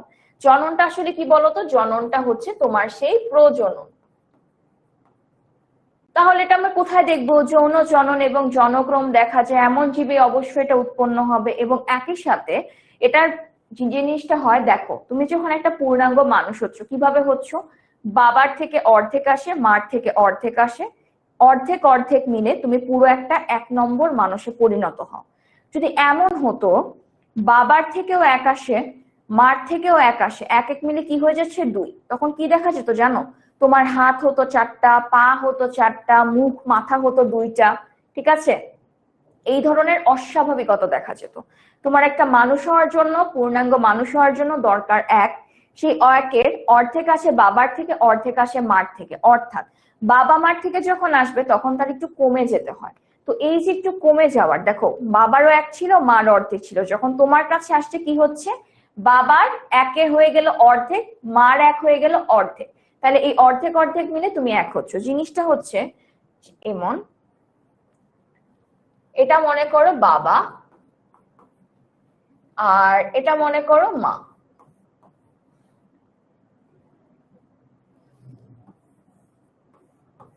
ঠিক আছে, এটা হচ্ছে মা। বাবার কাছেও এক ছিল, মার কাছেও এক ছিল, আর এটা হচ্ছে সেই তুমি, ছোট্ট তুমি। এখন কি হবে জানো, এটা হচ্ছে তুমি। তো বাবা মার থেকে যখন আসবে তখন এই একটা এখানে এসে হয়ে যাবে অর্ধেক, এই মার একটাও এখানে এসে হয়ে যাবে অর্ধেক, এবং এই অর্ধেক অর্ধেক মিলেই তুমি হবে এক, যেটা কি মানুষের বৈশিষ্ট্য, যেটা কি মানুষের বৈশিষ্ট্য। এখন যদি ঘটনাটা এখানে উল্টাটা হয়, এটা হচ্ছে বাবা, এটা হচ্ছে মা,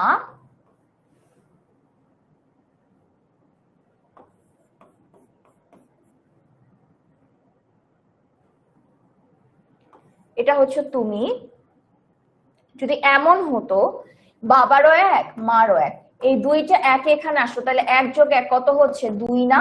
তখন কি হবে জানো, তোমার এখানে দুইটা হাতের জায়গায় এখান দিয়ে একটা হাত, এখান দিয়ে একটা হাত, এখান দিয়ে একটা পা, এখান দিয়ে একটা পা, মানে মানুষের যে বৈশিষ্ট্যগুলো থাকা প্রয়োজন সেই বৈশিষ্ট্যগুলো আর তোমার মধ্যে থাকবে না। তো যেন মানুষের বৈশিষ্ট্যগুলা বজায় থাকে এর জন্য কিছুটা পরিমাণে হ্রাস হতে হয়। তো এই যে হ্রাস হলো এই প্রক্রিয়াটাই হচ্ছে তোমার মিওসিস প্রক্রিয়া। তাহলে যেহেতু অর্ধেক হয়ে যায়, ডিপ্লয়েড মানে দুই, ডাবল বা দুই, তাহলে হ্যাপ্লয়েড মানে কি হবে এক, সেইটাই হয়ে থাকে। এবং একই সাথে এই যে আমি বললাম না বাবার থেকে অর্ধেক মার থেকে অর্ধেক হয়ে তুমি তৈরি হলে, তখন তোমাকে জানো কি বলা হয়, জাইগোট। জাইগোট শব্দটার মানেই হচ্ছে পুং এবং স্ত্রী জনন কোষের মিলন, ঠিক আছে? পুং এবং স্ত্রী জনন কোষের মিলনকে আমরা জাইগোট বলি। এই দেখো এটাকে আমি কি লিখে, এখানে লিখা হ্যাপ্লয়েড, আর এখানে কি লেখা ডিপ্লয়েড। হ্যাপ্লয়েড মানে কি এখানে এক, এখানে এক, এখানে এক, তার মানে কি এক, আর এখানে দেখো দুই দুই দুই, তার মানে পুরোটা কি হবে দুই, ঠিক আছে? তাহলে হ্যাপ্লয়েড আমরা কোথায় দেখি, মিওসিস কোষ বিভাজনে দেখি। মিওসিসের দিকে তাকাও, দেখো এর ছিল এক, এর ছিল দুই, যখন এখান থেকে এখানে আসলো দেখো তো এখানে কি হয়ে গেছে, এর মাত্র একটা এর একটা, তার মানে কি দুই থেকে এক হয়ে গেছে না? এগুলো একটু চিন্তা পরে করবো আমরা, এখান থেকে এইটুকুতে লক্ষ্য করো। এর ছিল দুই, এখানে যখন আসলো প্রত্যেকটা কি হয়ে যাচ্ছে, এক এক হয়ে যাচ্ছে। এই যে এক এক হয়ে গেল এটাকে আমরা কি বলবো, এটাকে আমরা বলবো হ্যাপ্লয়েড। আর তুমি যদি এইদিকে দেখো মাইটোসিসের ক্ষেত্রে এর ছিল এক দুই, এই বাচ্চাগুলোর মধ্যেও কি এক দুই, তার মানে কি সমান সমান না? সমান সমান না, দুইটা করে আছে না, এটা কি কি ডিপ্লয়েড। বুঝতে পারছি ব্যাপারটা? মিওসিস হয়ে থাকে তোমার জনন কোষে মানে প্রজনন বংশ বৃদ্ধিতে, আর মাইটোসিস হয়ে থাকে দেহ কোষে যেখানে তোমার সংখ্যা বৃদ্ধির প্রয়োজন ঘটে, ঠিক আছে? কি হচ্ছে দেখো, মিওসিসে দুইটা থেকে লাস্টের দিকে কি হয়ে গেল, একটা একটা, আর মাইটোসিসে কি দুইটা ছিল শেষেও দুইটা, ঠিক আছে? এবার আসি ডিপ্লয়েডটা, তাহলে কি? ডিপ্লয়েড হচ্ছে এমন কোষ যাদের মধ্যে দুইটা করে ক্রোমোজোম থাকে। এই যে দেখো এর শুরুতেও দুইটা ছিল শেষেও দুইটা, এক দুই এক দুই, তাহলে এটা কি ডিপ্লয়েড, তার মানে দুই। আর আরেকটা কি কথা লেখা আছে, হ্যাপ্লয়েড। হ্যাপ্লয়েডটা কি, যেটাতে মাত্র একটা থাকে, দেখো এখান থেকে একটা একটা করে হয়ে গেছে, তাহলে এটা কি হ্যাপ্লয়েড, এটাকে আমরা এন দ্বারা লিখি। আর জাইগোটটা কি, এই যে পুং এবং স্ত্রী জনন কোষ মিলিত হয়ে জাইগোট তৈরি করে। এই যে বললাম না যে তুমি আর তোমার বাবা মার থেকে, মূলত এই যে বাবার থেকে কি আসবে পুং, মার থেকে কি আসবে মাতৃ, এই দুইটা মিলিত হয়ে যে তুমি তৈরি হলে তোমার নাম হয়ে যাবে জাইগোট। তাহলে জাইগোটের সোজা ভাষায় কি কথা, যেটা হচ্ছে পুং এবং স্ত্রী জনন কোষের মিলনের মাধ্যমে যার সৃষ্টি হয় সেটা হচ্ছে জাইগোট। আর হ্যাপ্লয়েড কি, যেটার মধ্যে এক সেট ক্রোমোজোম থাকে, ঠিক আছে? আর ডিপ্লয়েড মানে কি, যার মধ্যে দুই সেট ক্রোমোজোম থাকবে। ক্লিয়ার? ওকে, সিম্পল কথা, এর মধ্যে দুই সেট থাকবে। আর হ্যাপ্লয়েড বললে এর মধ্যে শুধুমাত্র এক সেট ক্রোমোজোম থাকবে। আর পুং এবং স্ত্রী জনন কোষ মিলিত হয়ে যেটা সৃষ্টি হয় সেটাকে আমরা কি বলি, জাইগোট, ঠিক আছে? এবার দেখি পুং এবং স্ত্রী জনন কোষের মিলনের ফলে কোনটি সৃষ্টি হয়, অবশ্যই জাইগোট। এরপরে আমরা চলে যাব কোষে, ঠিক আছে? আমরা কি বুঝতে পেরেছি এই পর্যন্ত সবকিছু?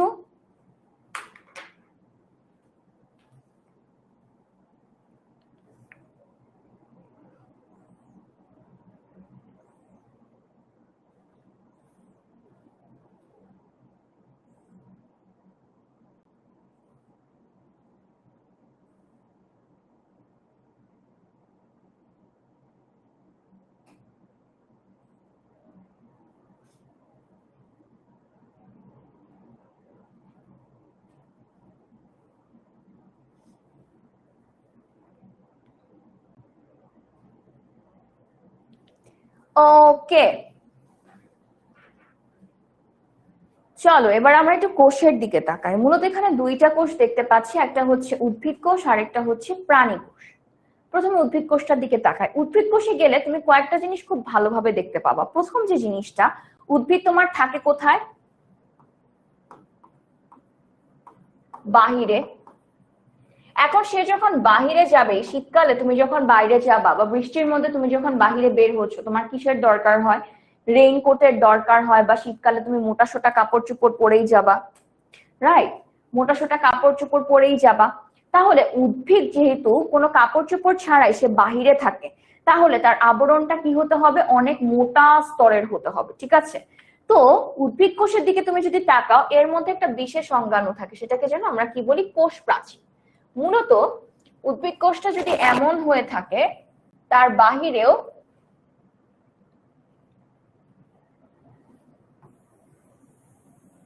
এরকম আর একটা আবরণ থাকে, ঠিক আছে?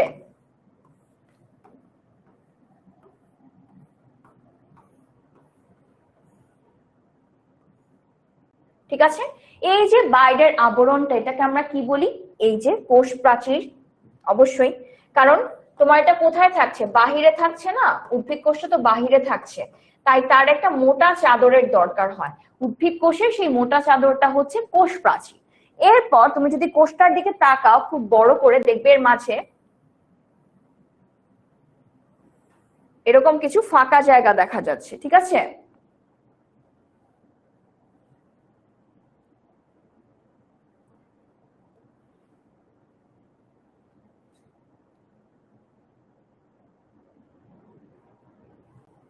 এই ফাঁকা জায়গাটাকে আমরা কি বলি? এটাকে আমরা বলে থাকি কোষ গহ্বর। গহ্বর শব্দটার মানে হচ্ছে ফাঁকা জায়গা, ঠিক আছে? এই যে দেখো এখানে কি লেখা? কোষ গহ্বর। গহ্বর শব্দটার মানে কি? ফাঁকা জায়গা। তো উদ্ভিদের কোষে এরকম একটা ফাঁকা জায়গা থাকে, কিন্তু আমরা যখন আমাদের কোষ দেখবো, আমাদের কোষে কিন্তু এরকম কোনো ফাঁকা জায়গায় থাকে না। মূলত উদ্ভিদের যে দেহটা, সেটাতে আমরা কোন দুইটা বৈশিষ্ট্য পেলাম? এক হচ্ছে কোষ প্রাচীর, যেহেতু উদ্ভিদ বাহিরে থাকে তার একটা মোটা চাদরের দরকার হয়, কিন্তু প্রাণী কোষে কিন্তু এই কোষ প্রাচীর থাকবে না। কারণ আমরা তো নিজেরাই পোশাক আশাক পরতে পারছি, আমাদেরকে আর এক্সট্রা ভারী কিছুর দরকার হয় না। তো উদ্ভিদ কোষ কিন্তু সেই চাদরটা দিয়ে নিজেকে আগলে রাখে, সেই চাদরটার নাম কি? কোষ প্রাচীর। আর প্রাণী কোষে কিন্তু তাহলে কি, আমাদের যেহেতু আমরা পোশাকই পরছি, আমাদের কোষে এরকম প্রাচীর টাচীর লাগবে না, তাই আমাদের কোষ প্রাচীর থাকে না। দ্বিতীয় পয়েন্টটা, উদ্ভিদ কোষের শুরুতেই তুমি দেখবে এর মাঝে একটা বিশাল বড় ফাঁকা জায়গা, কিন্তু প্রাণী কোষে কিন্তু এরকম কোনো ফাঁকা জায়গা থাকে না। তাই কোষ গহ্বর উদ্ভিদ কোষে থাকবে, প্রাণী কোষে থাকবে না। 3 নাম্বার পয়েন্টে আসি। আমরা যখন প্রথম অধ্যায়টা পড়েছি, সেখানে একটা শব্দ লেখা ছিল, সেই শব্দটাকে আমরা কেউ জানি? সেই শব্দটা হচ্ছে হেটারোট্রফিক। এবং দেখবা অ্যানিমেলিয়া কে নিয়ে যখন আলোচনা করা হয়েছে, সেই ক্ষেত্রে আমরা কি বলছি? হেটারোট্রফিক। কেন? কি কারণে? কারণ আমরা, শব্দটার অর্থ কি? পরভোজী। কেন পরভোজী? কারণ আমি নিজের খাবার নিজে প্রস্তুত করতে পারি না, আমার খাবার প্রস্তুতের জন্য আমার অন্যের উপর নির্ভর করতে হয়। এখন কখনো কি তোমরা চিন্তা করেছো যে হ্যাঁ, আমি কেন নিজের মধ্যে শরীরের ভেতরেই খাবার প্রস্তুত করতে পারি না? তার কারণ হচ্ছে আমাদের শরীরে এমন একটা অঙ্গাণু নেই যার কারণে আমরা খাবার তৈরি করতে পারবো। সেই অঙ্গাণুটা কিন্তু আবার উদ্ভিদের থাকে। সেই অঙ্গাণুটার নাম কি? সেই অঙ্গাণুটার নাম হচ্ছে প্লাস্টিড, ঠিক আছে? এই যে দেখো উদ্ভিদের দেহের মধ্যে এই যে এখানে যে অঙ্গাণুটা দেখতে পাচ্ছ না, এরকম চাকতির মতো, এটাই হচ্ছে সেই প্লাস্টিড। যে প্লাস্টিডটা আমাদের শরীরে থাকে না, কিন্তু উদ্ভিদ কোষে কিন্তু প্লাস্টিড থাকে। এবং উদ্ভিদ কোষে যেহেতু প্লাস্টিড থাকে,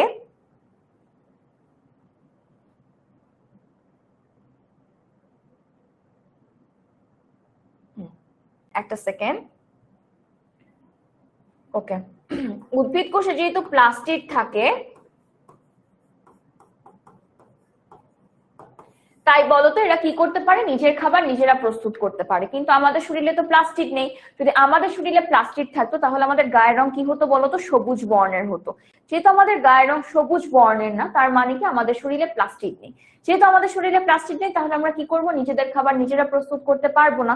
তাহলে উদ্ভিদ কোষ এবং প্রাণী কোষের মধ্যে কিন্তু এই অংশগুলোতেই পার্থক্য আছে। যে উদ্ভিদ কোষে যেমন তুমি গেলে দেখবে একটি কোষ প্রাচীর আছে, মাঝে একটা ফাঁকা জায়গা আছে যেটাকে বলছি কোষ গহ্বর, এবং খাবার প্রস্তুতের জন্য একটা বিশেষ অঙ্গাণু থাকে যেটাকে আমরা কি বলি, প্লাস্টিড বলি। ঠিক আছে, এবার আমরা চলে যাই একটু প্রাণী কোষে। প্রাণী কোষের চিত্রটাতে দেখলে দেখো তুমি জাস্ট একটা আবরণে এটা মূলত তৈরি হয়েছে, একটা আবরণে তৈরি। এবং আপু শুরুতেই বলছি যে কোনো কোষই তুমি তাকাও, শুরুতেই তুমি কি দেখবে, এরকম আমরা উদ্ভিদ কোষের দেখি এখানে কি থাকবে, একটা কোষ গহ্বর থাকবে, এখানে কি থাকবে, যে অংশটা আপু শুরুতেই বলছি যে একদম চোখে পড়বে, সেটার নাম কি, সেটার নাম হচ্ছে নিউক্লিয়াস। এবং নিউক্লিয়াসের সাথে এরকম ঢেউ খেলানো একটা অঙ্গাণু থাকে যার নাকে বলা হয় এন্ডোপ্লাজমিক রেটিকুলাম, এবং এর গায়ে ছোট ছোট বৃন্ত থাকে যাকে আমরা বলে থাকি রাইবোসোম। এবং আরেকটা কথা আমরা সবসময় বলি না যে মাইটোকন্ড্রিয়াকে পাওয়ার হাউস বলা হয়, কেন পাওয়ার হাউস, তোমার যে কোনো কাজ করার জন্য তোমার শক্তির প্রয়োজন। এখন তার মানে কি, এমন একটা অঙ্গাণু লাগবে যেটা তোমার শরীরে শক্তি প্রস্তুত করবে, তো সেই শক্তি প্রস্তুত করার অঙ্গাণুটা থাকবে মাইটোকন্ড্রিয়া। এবং আপু আরেকটা কি বললাম, উদ্ভিদ নিজেদের খাবার নিজে তৈরি করতে পারে, কেন, তার ভিতরে এরকম প্লাস্টিড থাকে, একই সাথে কিছু বডিগার্ড থাকে যার নাম হচ্ছে তোমার এরকম লাইসোসোম। ঠিক আছে, এই এন্ডোপ্লাজমিক রেটিকুলামটার গায়ে তো রাইবোসোম ছিল, আরেক প্রকার থাকে যাদের গায়ে এরকম কোনো রাইবোসোম লেগে থাকে না, সেটাকে আমরা বলি কি মসৃণ এন্ডোপ্লাজমিক রেটিকুলাম। ঠিক আছে, এবং আরেকটা অঙ্গাণু থাকে যার নাম গোলজি বস্তু, আমরা হচ্ছে সামনে এগুলা নিয়ে আরো এলাবোরেটলি আলোচনা করব। ঠিক আছে, তার মানে উদ্ভিদ কোষে কি দেখতে পেলাম, প্রথমে দেখতে পেলাম নিউক্লিয়াস যেগুলো একদম পয়েন্ট ওয়াইজ থাকবেই,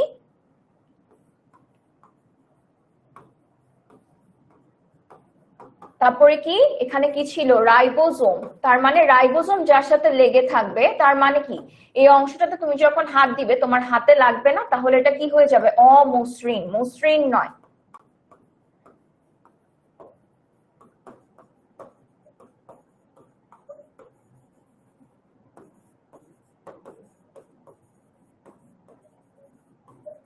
আর এটার নাম হয়ে যাবে মসৃণ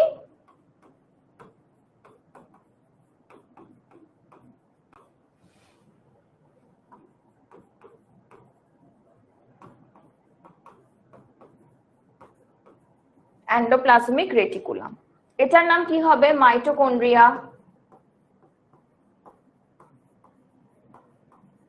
এটা কি হবে, প্লাস্টিড। এটা কি, লাইসোসোম। এই তো হয়ে গেল আমাদের উদ্ভিদ কোষ। প্রাণী কোষটাও কিন্তু একই, তোমার এখানে দেখো একটা নিউক্লিয়াস দেখতে পাচ্ছি, কিন্তু এর মধ্যে কিন্তু আমরা ক্লোরোপ্লাস্ট দেখতে পাচ্ছি না, কারণ আমরা তো নিজেদের খাবার নিজে প্রস্তুত করতে পারি না, প্লাস্টিক থাকবে না, কোনো প্রকার কোষ গহ্বর নেই। এবং আরেকটা জিনিস আমাদের মধ্যে আছে, যেমন আমাদের সেন্ট্রোজোম আছে, উদ্ভিদ কোষে কিন্তু কোনো সেন্ট্রোজোম থাকবে না। তার মানে কি, সেন্ট্রোজোম থাকার কারণে এটা কি করে, আমাদের কোষ বিভাজিত, মানে কি একটা কোষ মাঝখান থেকে দুই ভাগ হয়ে যে দুইটা কোষে যে পরিণত হলো, সেটা হওয়ার জন্য যে অঙ্গাণুটার অনেক অনেক প্রয়োজন সেটা হচ্ছে সেন্ট্রোজোম। যে সেন্ট্রোজোমটা কিন্তু আবার তোমার উদ্ভিদ কোষে থাকবে না। তাহলে কি কি থাকবে না থাকবে আমরা একটু দেখি। কোষ প্রাচীর উদ্ভিদ কোষে থাকে, প্রাণী কোষে থাকে না। একই সাথে কোষের ভেতরে তোমার কি থাকবে, প্রোটোপ্লাজম সবকিছুতেই থাকবে। মূলত তুমি যদি কোষটাকে দুইটা ভাগে ভাগ করতে চাও, কোষটার মূলত আসলে দুইটা ভাগ। ঠিক আছে, এক হচ্ছে তার বাইরের আবরণ,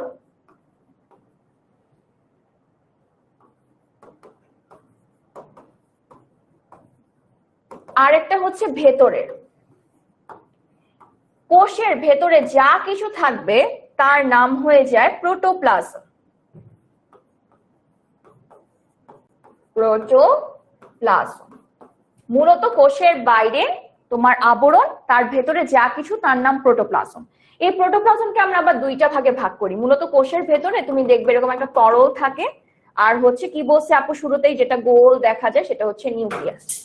দুঃখিত, দাঁড়াও একটা সেকেন্ড। ওকে, তো প্রোটোপ্লাজমের দুইটা অংশ থাকে, একটার নাম হচ্ছে সাইটোপ্লাজম, আরেকটার নাম হচ্ছে নিউক্লিয়াস। ঠিক আছে, কোষের বাইরের আবরণ কোষ ঝিল্লি, তার ভেতরের সবকিছুকে বলবো প্রোটোপ্লাজম। প্রোটোপ্লাজমের দুইটা অংশ, একটা হচ্ছে সাইটোপ্লাজম যেটা হচ্ছে এই যে তরলটা, এই যে কমলা রঙের ছোট ছোট ডট দিয়ে আপু যেটা দেখিয়ে দিয়েছি সেটা আসলে সাইটোপ্লাজম। আর ভেতরে তুমি যে গোল অংশটা দেখতে পাচ্ছ না, এটার নাম হয়ে যাবে তোমার নিউক্লিয়াস। ক্লিয়ার? ওকে, এবার দেখি আমাদের তারপরে আসি হচ্ছে মাইটোকন্ড্রিয়া থাকবে দুইটায়, প্লাস্টিড উদ্ভিদ কোষে থাকবে, প্রাণী কোষে থাকবে না। একইভাবে গোলজি বস্তু থাকবে, এন্ডোপ্লাজমিক রেটিকুলাম থাকবে, কোষ গহ্বর উদ্ভিদ কোষে থাকবে, প্রাণী কোষে কিন্তু থাকবে না। লাইসোজোম দুটাতেই থাকবে, কারণ দুইটাতে আমাদের বডিগার্ডের দরকার হয়। কোষকঙ্কালও দুইটাতে থাকবে, রাইবোজোমও দুইটাতে থাকবে। একই সাথে সেন্ট্রোজোম উদ্ভিদ কোষে থাকবে, প্রাণী কোষে থাকবে না। এরপর চলে আসে ওই যে আপু বললাম না বাহিরের যে আবরণ যেটা উদ্ভিদ কোষে থাকে খুবই মোটা করে, তার নাম কি? কোষ প্রাচীর। কোষ প্রাচীরটা তোমার উদ্ভিদ কোষের যে কোষ প্রাচীর সেটা অনেক কিছু দিয়ে তৈরি, যেমন cellulose, hemicellulose, lignin, pectin, suberin. এখান থেকে কিন্তু অনেক অনেক এমসিকিউ চলে আসে, ঠিক আছে? আর তুমি যদি ব্যাকটেরিয়ার কোষ প্রাচীর দেখো সেটা হচ্ছে প্রোটিন, লিপিড, পলিস্যাকারাইড। আর ছত্রাকের কোষ প্রাচীর হচ্ছে তোমার কাইটিন নির্মিত। ব্যাকটেরিয়ার কোষ প্রাচীরটা কি দ্বারা নির্মিত? Protein, lipid, polysaccharide. আর ছত্রাকের কোষ প্রাচীরটা কি দ্বারা নির্মিত? কাইটিন দ্বারা নির্মিত। খুব ইম্পর্টেন্ট এমসিকিউর জন্য এই অংশটা। এবার আসো আমরা একটু কোষ প্রাচীরের চিত্রটা আঁকবো, সেটা আমরা যেন 5টা ডট দিয়ে খুব ইজিলি আঁকতে পারি। 1 2 3 4 5। কি করব? ডট গুলাকে প্রথমে আমরা এভাবে করে যুক্ত করে দিব। তারপর তুমি যে অংশ দিয়ে যুক্ত করেছো না তার ভেতরে আরেকটা দাগ দিয়ে দাও বা ওভারলাইনটা করে দাও। দিলাম। তার মাঝ বরাবর আমরা এরকম আরেকটা বৃত্ত দিয়ে ডাবল লাইনিং করে দিব। আর বাইরের অংশগুলাতেও আমরা এই যে ম্যাথের থার্ড ব্র্যাকেটের মতো এভাবে করে এঁকে দিব, যেটাকে আবার এমনি করে যুক্ত করে দিব। ঠিক আছে? এটার চিত্রটার নাম কি? যে কোনো চিত্র আমরা পেন্সিল দিয়ে সবকিছু আঁকবো এবং চিত্রের নিচে যে লেখা সেটাও কিন্তু আমরা কি দিয়ে আঁকবো? পেন্সিল দিয়ে মূলত লিখবো। সেটা কি? কোষ প্রাচীর। কোষ প্রাচীরের লেবেলিংটা কি হবে? প্রথমে তোমার এখান থেকে কি আসবে? প্রাথমিক,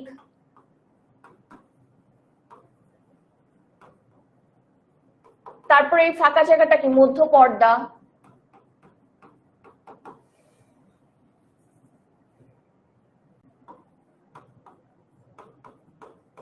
এরপর এটা কি হবে? বহিঃ স্তর, মধ্য স্তর, আর একদম ভেতরেরটা কি? অন্তঃস্তর। এই তিনটা মিলে যে তৈরি করলো সেটাকে আমরা কি বলবো? গৌণ প্রাচীর। ঠিক আছে? দেখো চিত্রটা দেখি আমরা। এই যে দেখো, এটা ছিল মধ্য পর্দা, একদম এটা প্রাথমিক প্রাচীর। এই তিনটা লেয়ার দেখো, বহি, মধ্য, অন্ত, এই তিনটা মিলে কি হচ্ছে? গৌণ প্রাচীর। তাহলে আমাদের কোষ পর্দা, কোষ প্রাচীর কিন্তু পরীক্ষাতে আসলে আমরা ঝটপট এঁকে ফেলতে পারবো, জাস্ট 5টা ডট দিয়ে আমরা ইজিলি এঁকে ফেলতে পারি। এবার আসি আমরা একটু দেখি প্রাথমিক প্রাচীর কি? এক স্তর বিশিষ্ট। মধ্য পর্দার উপর যে আবরণটা থাকে সেখানে মূলত প্রোটোপ্লাজম থেকে এক প্রকার পদার্থ নিষ্কৃত হয়, যেটা জমা হয়ে হয়ে মূলত এই গৌণ প্রাচীরটা তৈরি করে। কোষ প্রাচীরের কাজ কি? মূলত যেহেতু আবরণ, তার মানে ভেতরে কোনো খারাপ কিছু প্রবেশ করতে দিবে না। মূল কাজ হচ্ছে এটা, আকৃতি ঠিক রাখা। এবং কোষ পর্দাও কিন্তু চলাচলটা নিয়ন্ত্রণ করে। যে খনিজ লবণ বা পানি যা কিছুই চলাচল করুক না কেন, সেই সবকিছুই কিন্তু তোমার নিয়ন্ত্রণ করছে কোষ প্রাচীর। তাহলে আমাদের ছত্রাকের কোষ প্রাচীর কি দ্বারা নির্মিত? খুব ইম্পর্টেন্ট এমসিকিউ, সেটা হচ্ছে কাইটিন।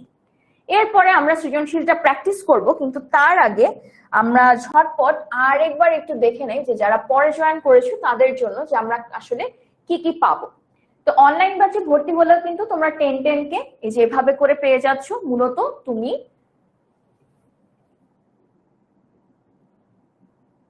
এক সেকেন্ড আমি তোমাদেরকে দেখাই। এই দেখো,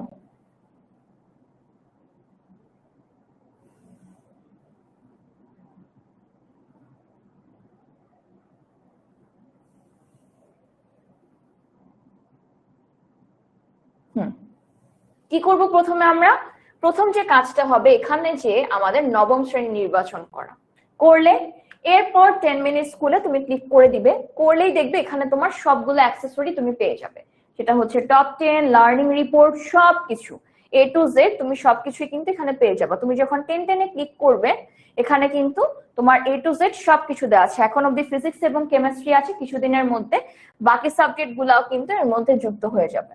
আর তুমি যদি লার্নিং রিপোর্টে যাও, লার্নিং রিপোর্টে দেখো এখানে সবকিছু দেওয়া আছে। তুমি লাইভ ক্লাস কতক্ষণ করেছো, তোমার যে ক্লাসের পরপর তোমাদের যে পরীক্ষাগুলো হয় সেই পরীক্ষাগুলোতে তুমি কেমন ফলাফল করেছো, তোমার লিখিত পরীক্ষা কেমন হয়েছে, কুইজ কেমন হয়েছে, সব কিছুর ডিটেলস কিন্তু তুমি এখানে মূলত পেয়ে যাচ্ছ। ওকে,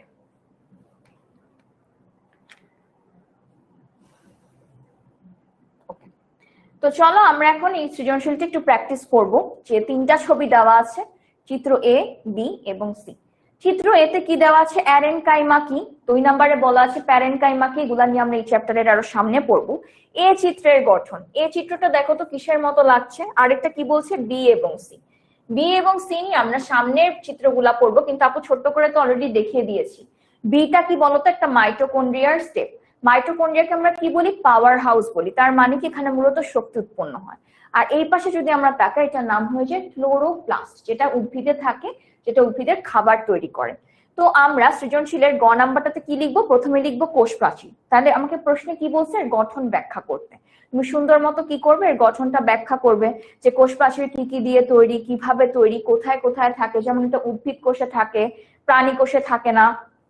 একই সাথে তোমার লিখতে হবে যে এর দুইটা স্তর থাকে, একটা হচ্ছে প্রাথমিক প্রাচীর আর একটা মধ্য প্রাচীর বা গৌণ প্রাচীর। গৌণ প্রাচীরটা কিভাবে তৈরি হয়, যে মধ্য পর্দা আছে দুইটার মাঝে যে ফাঁকা স্থান, সেখানে প্রোটোপ্লাজম থেকে কিছু নিঃসৃত হয়। প্রোটোপ্লাজমটা কি আমাদের মনে আছে তো, আপু যে দেখালাম, এই যে তোমার বাইরের আবরণের ভেতরে যা কিছু সেটাই হচ্ছে প্রোটোপ্লাজম। সেটা আবার দুইটা ভাগে ভাগ, একটা হচ্ছে তরল আর একটা হচ্ছে গোলাকার। ঠিক আছে, ওকে। কোষ প্রাচীরের রাসায়নিক উপাদানগুলা কি কি, সেলুলোজ, সেমিসেলুলোজ, লিগনিন, পেকটিন, সুবেরিন, এগুলা থাকে মূলত। তারপরে কোনটার কোষ প্রাচীর কি কি দিয়ে তৈরি, যেমন আমরা মনে রাখবো যে উদ্ভিদের কোষ প্রাচীর কি কি, cellulose, hemicellulose, lignin, pectin, suberin. ছত্রাকেরটা কাইটিন দ্বারা নির্মিত, আবার ব্যাকটেরিয়ারটা পলিস্যাকারাইড, প্রোটিন, এগুলো দিয়ে তৈরি। এই জিনিসগুলো সুন্দর মতো লিখতে হবে। এরপরে তোমার এই চিত্রটা ব্যাখ্যা করতে হবে, যে মাঝে মাঝে কূপ থাকে যেটার মাধ্যমে পানির আদান প্রদানটা সম্পন্ন হয়। এবং সবশেষে যে কাজটা করতে হবে এখানে, ওই যে আপু যে চিত্রটা শিখিয়ে দিলাম 5টা ডট দিয়ে, সেই চিত্রটা তোমার ঝটপট এঁকে দিতে হবে।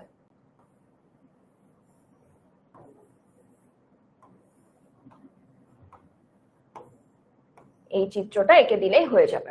আচ্ছা, তো তোমরা যারা এখন ক্লাস করছো তাদের জন্য হচ্ছে এটা একটা হোমওয়ার্ক, যে কোষ প্রাচীর থাকে কাদের থাকে না, প্লাস্টিড থাকে থাকে না, কোষ গহ্বর থাকে থাকে না, বা আকার আকৃতিতে কেমন হয়, এবং সেন্ট্রিওল থাকে যে, এটার একটা হোমওয়ার্ক। এটা হচ্ছে তোমাদের ক্লাসে তোমাদের সাবমিট করে দিতে হবে।